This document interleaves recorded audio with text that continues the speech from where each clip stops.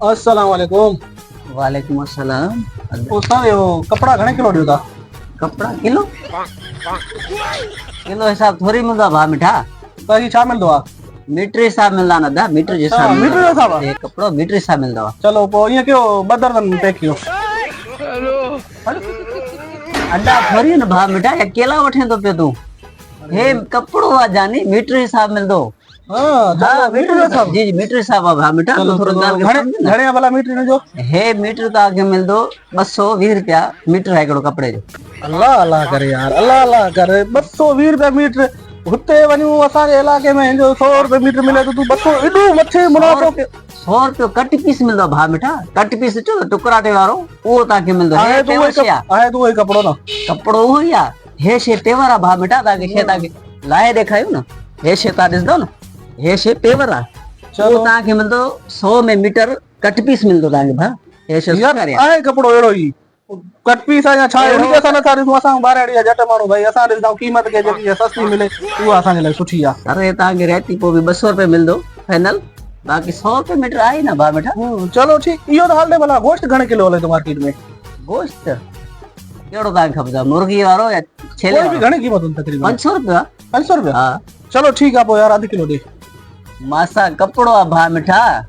मां कपड़े जी ॻाल्हि वठण आयो आहियां या तो गोश्त वठण आयो आहियां? अरे यार सॉरी सॉरी, मां इहो पुछां पियो तोखां, पोइ हिनी ते भला हाणे घणो हणंदे फाइनल ॿुधायो।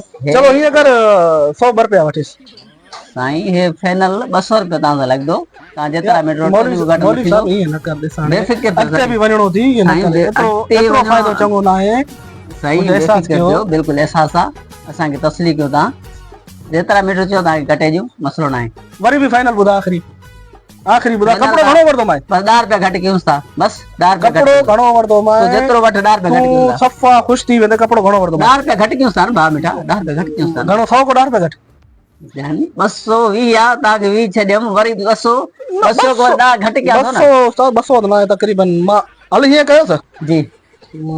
बस शइ ॾिसो न सर, तव्हांखे नज़र ॾिसां। 85 रुपए के खणो। 85 रुपए तव्हां पहिरियों चयो पिया 100 में मिले थो, वरी चओ था यार उहा शइ न आहे न। उहा शइ न आहे। पेवर आहे, पेवर आहे। उहा शइ न आहे। शइ सुठी हुजे, पेवर आहे। उहो शइ न आहे जो तव्हांखे यार।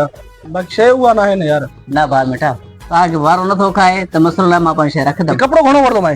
तूं भली घणो वठ, एतिरो अधु ते अधु फर्क़ु न थींदो आहे भा मिठा। अधु ते आख़िरी घणो कंदे? आख़िरी 190 रुपया फाइनल आहे। बस बस। चलो पोइ हीअं कर जी, भला अधु मीटर ॾे।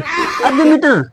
पोइ जेकी मूंखे ज़रूरत आहे भला। हाणे तोखे चवां थो कपिड़ो घणो वठंदुमि, अधु मीटर थोरो आहे? अधु मीटर न मिलंदो आहे भा मिठा। हे सूट आहे, हिन सूट मुकमल 5 मीटर वठंदो। 5 मीटर सूट जो हूंदो आहे। ठीकु आहे दादा, बाज़ार खुली पई आहे। हा भले 5 अधु मीटर थोरी मिलंदो जानी तोखे।